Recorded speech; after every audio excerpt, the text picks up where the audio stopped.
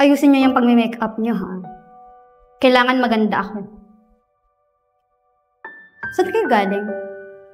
Kasi pinadala kayo ng coordinator sa akin eh. Saan kayo nagmula? Balik kami po yung mga tinrain. Galing din po dun sa core. Kasi sila din po yung nag-contact sa amin. So, professional makeup artist kayo? Yes po. Yes po. Trained po kami nun. Siguraduhin niyo, ha? Aray ko! Nakasaktan ako! Dahan-dahan! Sorry. Masakit. Yung sa nose ko, ha? Kailangan tangos na tangos talaga yan. Yung nose line, gandahan mo. Ba't wala kayong salamin? Hindi ko tuloy nakikita yung sarili ko. Wala kayong salamin? Kunti lang po kasi yung dala namin eh. O, akala ko ba professional kayo? Opo, ma'am. So, yung mga makeup po namin, mga branded na sila. Sure naman po kami na maganda po yung kalalabasan ng makeup. Pero kulang-kulang, no? Walang salamin. Bali po kasi kayo na lang yung inuna namin eh. May una po talaga kaming schedule. Pero kayo na po yung inuna namin. So thank you? Ganon? Thank you, nauna ako. Nagbabayad ako ng mahal. Natural, unahin niyo ako. Sisiguraduhin naman po namin na maganda yung kakalabasan ng makeover. Dapat lang. Mamaya ng gabi na yung event ko. So, kailangan talaga, magandang-maganda ako. Actually, maganda naman talaga ako. Kailangan nyo lang mas pagandahin. Dahan-dahanin mo to, ha? Kasi nasasaktan ako eh. Nasasaktan ako. Okay po, okay. Sorry. Okay. Mag-provide kayo ng salamin kasi gusto ko makita yung kilay ko. Baka kasi palpak. May maliit tayo dyan. Pwede naman. Pa yan, walang salamin. Ay, papa. Kanya naman po dyan yung tsura. Sige. Tapusin mo yung kilay ko. Pantayin mo, ha? Madam! Wait. Andiyan na yung designer ko. Wait! Ito na yung gown mo. O, diba? Ito na yung gown ko na mamahalin. Oo, madam, yung lace. 40,000 ang binayaran ko sa isang gown. Galing pang France ang lace na ginamit ko at ito mo naman, tunay yun na Swarovski. Hindi ko gusto. Hindi ko bet. Ang pangit ang cheap niya. Yung event ko, malaking event to ha. Tapos dinala mo sa akin cheap pipay. Designer ka ba talaga? Oo naman, madam. Hindi ito yung napag-usapan natin. Gusto ko kitang-kita yung cleavage, okay? Teka lang, tsaka madam. 2 gown to ha. Asa isa? Wait lang. Kukunin ko lang sige, isa. Sige. Relax ka lang dyan. Ba yan? Oh, diba? Caring. Tunay yan. Tignan mo naman, madam, ang mga Swarovski. Oh, meron pa yung paslit. Usapan natin dito, kita ang pusod. Kita ang tagiliran. Ano ka ba? Eh, madam, hindi naman bagay kasi sa maliit ang kita ang puso. Dapat matangkad. So, iniinsulto mo ako? Hindi naman sa ganun. Mataas ang heels ko. Naka 5 inches ako. Hindi, gawan mo ng paraan yan. Gusto ko kita yung pusod. Tapos ito, mababa yung dibdib, ha? Tsaka, dagdagan mo ng sequence. Hindi ko type. Para hindi ka designer. Tatawagan ko yung coordinator ko para kasi hindi naman talaga ko yung pinadala. Sabi kasi professional designer. Eh, mukha namang putyo-putyo na designer ka. Gawin mo ng paraan to, ha? Huwag kang kakain ng hindi to tapos. Kasi, 2 oras na lang, mag-i-event na ako. Okay? Gawin mo ng paraan to. Hindi kaya yun, 2 oras. Wala akong pakialam sa'yo. Gawin mo yung trabaho mo. Binayaran kita, di ba? Mahal yan. 40,000 tong isa. Ito, 40,000 din. So, do you think bagay sa akin yan? Hindi na pag-usapan natin. Ano ka ba? Huwag kang kakain, ha? Tsaka, di ba, taba-taba mo, huwag kang kakain. Para mabawas-bawasan naman yung timbang mo. Tapusin mo yung trabaho mo.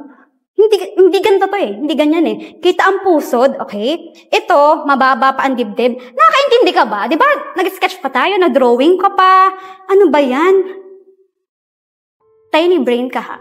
Hindi mo nagigets yung mga sinasabi ko. Kaya nga tayo nag-meeting ba? Di ba? Nag-meeting tayo ng last. So, ang klaro-klaro doon ng design na gusto ko. Kaya nga ako nagbabayad sa mga mamahaling designer. Hindi ko ba alam dito sa coordinator ko? Bakit ikaw ang binigay sa akin? Bago ka lang sa mata ko. Yung mga luma kong designer, mga galing yun eh. Ba't ikaw ang pinadala? Taba-taba pa. Hindi naman designer. Ayusin mo yan ha?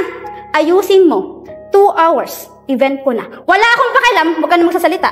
Tapusin mo yung gown ko. Babalikan kita. Diretso ang makeup. Diretso. Magbayad? Nagpuyat. Dalian mo na, huwag ka nang kasalita. Galingan yung pag-makeup. Nasasaktan ako! Ayusin mo. Dahan-dahan naman. Sorry po, sorry. Ma'am, ready na po ba kayo para sa pictorial? Sino kayo? Kami po magpipictorial sa inyo, ma'am. Kayo ang photographer? Yes, ma'am. Hindi kayo mukhang photographer. Mamaya, nagmamadali ba kayo? Tingnan mo, hindi pa tapos yung kilay ko. Mamaya na, ha? Nagmamadali kayo masyado eh. Papangit ako nito. Inaayos pa. Sige po, ma'am. Kaya po ba natin mga 15 minutes? Hindi minamadali ang pag-makeup. Alis. Mamaya na. 20 minutes. Mamadali? Hindi ko alam. Matagal pa to. Alis na! Sige po kuya, bilisan na lang po yan. Hindi pwede. Kailangan tagalan mo pag may make-up. Kailangan maganda ako sa event. Ang dalian. Malis na nga kayong dalawa kayo. Sige po. Naiinis ako sa mukha niyo. Alis. Sige po.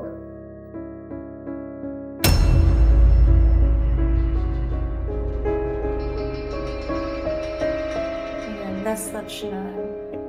Yun na, tapos na po kayo. Ganda nyo na lang. Of course. Maganda naman talaga ako. So, dapat mas maganda ako ngayon, ha? Hindi ko nakikita yung sarili ko.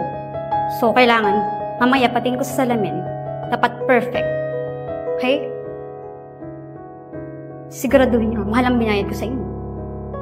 Hello, ma'am. Ready na po ba tayo? Hindi pa ako nakabihis. Kita nyo naman, di ba? Nihintay ko pa yung designer ko. Tagal-tagal. Sabi ko 2 hours lang. Ma'am, baka madali po kasi yung oras natin, Beth. Wala akong pakialam. Ako dapat ang pinakamaganda sa event. Wala akong pakialam kung mag-antay sila. Malis nga kayo dyan. Tsaka yung red carpet ko doon, pakilatag na. Kasi lalakad ako doon. Okay? Malis kayo dyan, alis. Ma'am, kasi kailangan natin magsimula. Wala akong pakialam nga. Hindi pa nga ako nakabihis eh. Wala pa nga yung aking designer. Malis muna kayo dyan. Tatawagin ko na lang kayo, okay?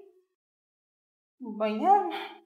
Kulang naman ng oras sa binigay ni Magdi. Paano ko katuwa ayusin?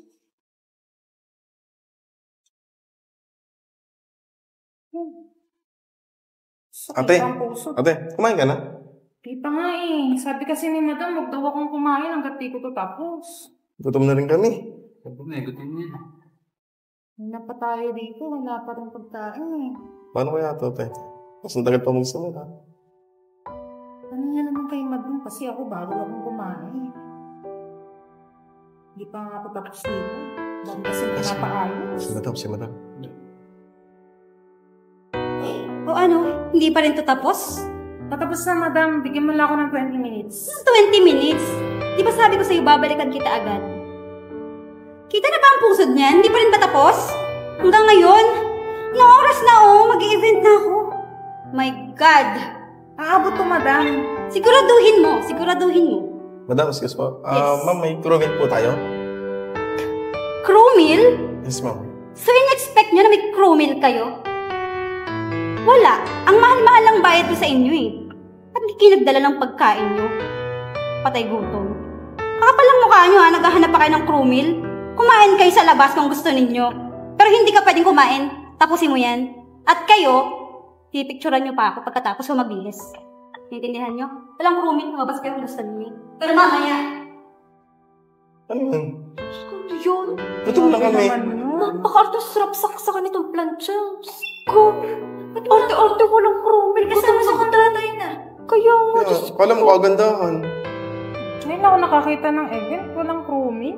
Kaya ang gagawin niya sa tao, papatayin niya. Diyos ko, napaka-arte, nakakaiya mo. Kanina talaga, pililan niya talaga ako. Gutom na kami. Pagod na ako pag-aayos ng gown na to eh. Kung ano pa bang gusto niya dyan sa gown na yun? Gusto labas lahat. At saka litin niya. Ang gusto niyang ipa na nga dyan sa gown. Mark interest daw na, yes. Ganun yun. 2 buwan ko ginawa ko, tapos re-reject lang niya. Kaya kanina pa kayo pinaghinto. Diyos ko, napaka-arte. Layo pa na pinanggalingan namin. Tapos, wala man ng pakain. Diyos ko, ano gusto niyo? Alis na tayo. Yanan natin siya mapahiya sa event niya. Magandang idea. Ano, di kayo? Kung hindi naman dahil kain na lang tayo, no? Oo, tayo yung kailangan niya eh. Sige. Bakit tayo Ayun yung nga. Eh, Hindi kung siya pa naman siguro mag-offer sa kukuha atin. ng iba nitong gown na ginawa ko. Oo nga, Siya, Diyos ko. siya pa naman yung inuna natin kanina. Nauna pa yung isang client, di ba? Iwanan natin? Teka, may Sige. Tara na. Ate. Diyos ko, buhatin na din to. Iwan na natin yung napaka-arting. Diyos ko na. Salamat. Sige, ate.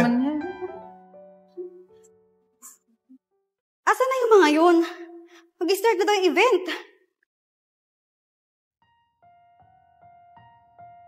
Asa na ang gown ko? Ang photographer? Ang makeup artist? Mga puwisit na wala sila. Mag-start na yung event ko. Tapos nakita ko yung mukha ko sa salamin. Ang pangit-pangit ko. Ang kapal ng kilay ko. Ang kapal ng nose line ko. Ang pangit-pangit. Mga puwisit na wala sila. Asan sila? Mag-start na yung event. Pero ang pangit-pangit. Ano ba yan?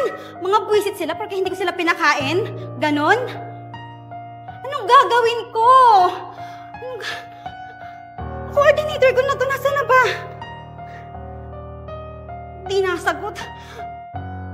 Anong gagawin ko? Mika?